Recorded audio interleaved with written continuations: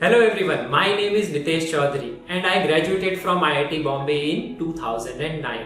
I have recently joined Sandeepni Gurukul as Foundation and Academic Director. Her parent का सपना होता है कि उनका जो बच्चा है वो IIT जेईई का एग्जाम क्लियर करे, नीट, मेडिकल, एम्स का एग्जाम क्लियर करे या वो एक बहुत ही अच्छा इंजीनियर बने और बहुत ही अच्छा वो डॉक्टर बने, बहुत अच्छे कॉलेज से ग्रेजुएशन करे। लेकिन उसकी जर्नी क्लास 11 से स्टार्ट नहीं होती है। उसका जो प्रिपरेशन प्रोसेस है वो बहुत ही जल्दी स्टार्ट हो जाता है। तो उसके लिए हम यहाँ पे फाउंडेशन प्रोग्राम लेके आए हैं। Along with the CBSE curriculum हम फाउंडेशन चाहते हैं स्टूडेंट्स का इतना स्ट्रांग हो कि वो क्लास 11th में जब आए तो उसको ऐसा फील नहीं हो कि एक नई दुनिया में वो पहुंच गया है। मोस्ट ऑफ द स्टूडेंट्स यही प्रॉब्लम फेस करते हैं अपनी प्रिपरेशन में, भले ही वो मेडिकल की प्रिपरेशन कर रहे हो या इंजीनियरिंग एंट्रेंस एग्जाम्स की प्रिपरेशन कर रहे हो। So it all starts from the basics. अगर बेसिक्स क्लियर हैं तो आगे बढ़ने में बिल्कुल भी प्रॉब्लम नहीं होगी। जैसे किसी भी एक बिल्डिंग का जो सबसे इंपॉर्टेंट पार्ट होता है उसका फाउंडेशन, वैसे ही जो ये जर्नी है प्रिपरेशन एग्जाम की, कॉम्पिटिटिव एग्जाम की, उसका भी फाउंडेशन स्ट्रांग होना बहुत जरूरी है। So I welcome all the parents and guardians to be a part of this journey. Let us build our children future together. कि AD is equal to BC, ये हमने मार्क कर लिया। हमेशा ज्योमेट्री के क्वेश्चन में ज्योमेट्री का जो फिगर है उसी में मार्क करना, क्योंकि जैसे से आप आगे हायर क्लासेस में जाओगे, क्योंकि ज्योमेट्री का जो आंसर होता है वो फिगर में ही होता है। बाकी हम सिर्फ लिख के शो करते हैं कि हम उसको प्रूव कर दिया या शो कर दिया। जो आंसर है वो आपका फिगर के अंदर है। तो सारी इंफॉर्मेशन आप फिगर में ड्रॉ करेंगे जो भी क्वेश्चन में दी हुई होती है। जैसे हमने को दिया AD is equal to BC, हम इसको मार्क कर लेंगे।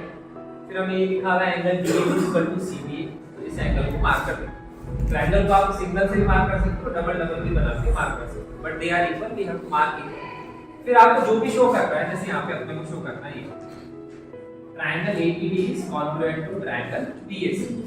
तो मैंने तुम्हें बताया था कि लास्ट क्लास में यहाँ पे टोटल ये 5 रूल होते हैं, ठीक है। अगर आपको इस डायग्राम में नहीं दिख रहा कि आप कैसे लिखोगे side side side side angle side, तो आपको क्या करना है, जो दो ट्रायंगल प्रूव करने हैं उनके डायग्राम सेपरेटली बनाना है, ठीक है। एक ट्रायंगल अपना है ABD, उसको मैंने अलग बना लिया। दूसरा ट्रायंगल अपना BAC, उसको मैंने अलग बना लिया। अब अपन इस डायग्राम से इंफॉर्मेशन उस डायग्राम में बना लेंगे।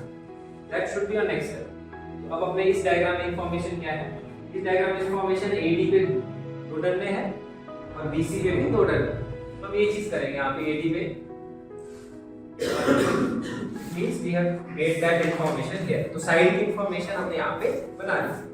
फिर हम नेक्स्ट बनाएंगे एंगल की इंफॉर्मेशन। एंगल ये बोल रहा है BAD, ये अपना BAD, ठीक है। और यहाँ पे अपना एंगल है ABC। ये इंफॉर्मेशन अपन ने बना ली। अब इसके बाद में अपने को शो करना है कि ये कॉन्ग्रुएंट, ठीक है।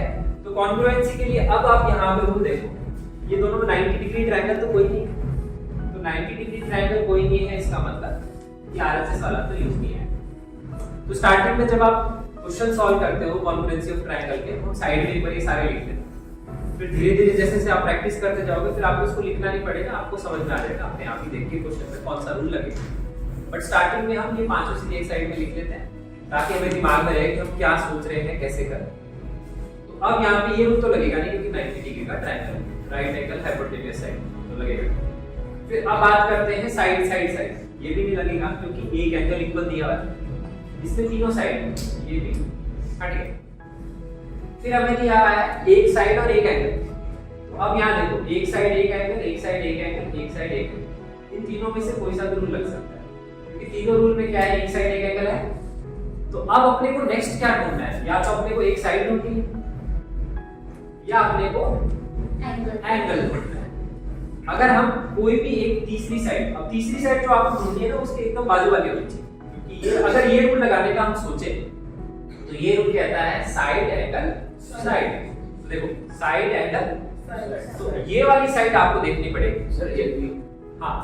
और इसमें भी अगर अपन देखेंगे साइड एंगल साइड, तो अब आप इन दोनों साइड को देखोगे तो ये कौन सी साइड है, AB, ये साइड कौन सी है, तो ये अपने आप कॉमन आते हैं।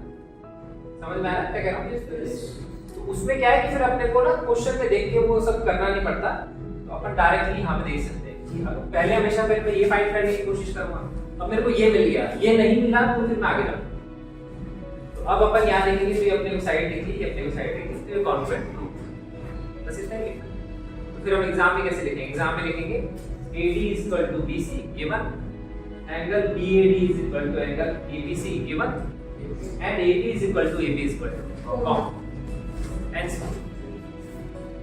तो क्वेश्चन दिखने में फिगर कैसा भी हो सकता है, अगर आप फिगर में आइडेंटिफाई नहीं कर पाते हैं तो जिन भी ट्रायंगल्स को कॉन्ग्रुएंट प्रूव करना हो तो उनको सेपरेटली बना दो, उसमें जो गिवन इंफॉर्मेशन उसको मार्क कर दो, फिर उसके बाद में ये साइड में लिख दो। इसमें से एक ना एक प्रूफ तो लगना ही है। 90 डिग्री का ट्रायंगल तो मोस्टली ये लगेगा, ठीक है। बाकी कोई भी ट्रायंगल है उसमें अगर मान लो क्वेश्चन में आपको दो साइड दी हुई है तो 100% यही लगेगा, क्योंकि बाकी इन दोनों में तो दो साइड है। तीसरी साइड नहीं दी है तो मोस्टली ये नहीं लगेगा, तीसरी साइड या तो कॉमन होगी या फिर दो साइड दी है तो इन दोनों में से एक रूल लगेगा, ठीक है। तो या तो आपको एक एंगल ढूंढना होगा या फिर एक साइड। तो फिर आप जैसे ही देखोगे दोनों में से पहले को देखोगे नहीं मिल रहा, दूसरे को देखोगे दोनों में से कोई ना कोई आपको जनरली क्या होता है कॉमन साइड आपको मिल जाता है। तो जनरली क्या होता है, जो ऐसे क्वेश्चंस होते हैं जिसमें कॉमन साइड होती है वो ढूंढना मुश्किल होता है। अब एक और जो मिस्टेक यहाँ पे बच्चे करते हैं वो ये करते हैं कि वो बोलते हैं कि यहाँ पे क्वेश्चन में अपने को दिख रहा है A, अपने को भी दिख रहा है A, ठीक है। यहाँ पे अपने को दिख रहा है B, यहाँ पे अपने को दिख रहा है B। क्या करते हैं वो ये पढ़ते हैं ट्रायंगल ABD ट्रायंगल BAC, बोलते हैं sir angle A is equal to angle A is equal to common. ऐसा नहीं होता ना, क्योंकि तुम अगर एंगल ए का पोर्शन देखोगे तो एंगल ए के टुकड़े हैं।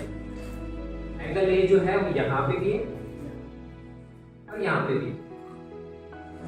There are two parts of angle A, और एंगल ए पूरा बड़ा वाला भी है, क्योंकि एंगल ए को मैं लिखना चाहूँ तो ABD में लिखोगे तो एंगल ए कौन सा है ABD, उसमें ये पूरा बड़ा वाला एंगल है।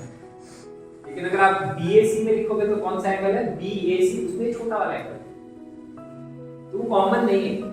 कभी भी हम ऐसे देखेंगे कि यहाँ पे अपने को सेम सेम दिखना है कॉमन है, ऐसा नहीं होता, ठीक है। साइड्स में कॉमन हो सकता है, एंगल्स में कभी भी ऐसे कॉमन नहीं होता। तो इसमें हम अगर तुम्हें ढूंढना भी है यहाँ पे जो अपने को प्रूव करना है, उसमें अगर तुम्हें देखना है तो never find angle common, side common होती है। इसमें अगर तुम्हें देखनी है ना पॉइंट ABD, यहाँ पे दिख रहा है BAC, तो अब जो दो पॉइंट अगर तुम्हें कॉमन दिख जाते हैं तो 100% वो साइड कॉमन होती है। ये आप हमेशा होता है, क्योंकि देखो ये पॉइंट AB, ये point AB and BA, they represent a line segment joining point A and point B। तो हम ये करेंगे ना, अभी दो तो अपने को दिए हुए थे और यहाँ से अपन ये देख सकते हैं कि ये साइड कॉमन है। साइड हमेशा कॉमन होती है। एंगल हम ये देख के जो प्रूव करना है उसको देख के एंगल के बारे में कभी नहीं बता सकते कॉमन, बट इसको देख के आप हमेशा ये बता सकते हो कि साइड कॉमन हो सकती है या होगी ही होगी अगर पॉइंट्स दिए हुए। क्योंकि ध्यान रखो दो पॉइंट को ज्वाइन करके हमेशा एक सिंगल लाइन सेगमेंट ही बनता है। एंगल्स का डिपेंड करता है पॉइंट ए पे कितने एंगल। पॉइंट ए पे ये वाला एंगल भी हो सकता है, ये वाला भी हो सकता है, बड़ा वाला भी हो सकता है। इसीलिए पॉइंट्स को देख के हम कभी भी हम एंगल कॉमन नहीं बताते, ठीक है। उसके लिए बेटर ये होता है कि आप अलग से डायग्राम बना लो। एक ये है, ये स्टार्टिंग स्टेज होती है सीखने की, इससे अपन स्टार्ट करते हैं। जिसको नहीं समझ में आता है तो पहले आप ऐसे डायग्राम बनाओ, फिर धीरे धीरे ये चीजें ऑब्जर्व करो और फिर आप क्वेश्चंस पे अपने आप सीधे पहुंच जाओ। बट स्टार्टिंग आपको इसी तरह से करनी होगी।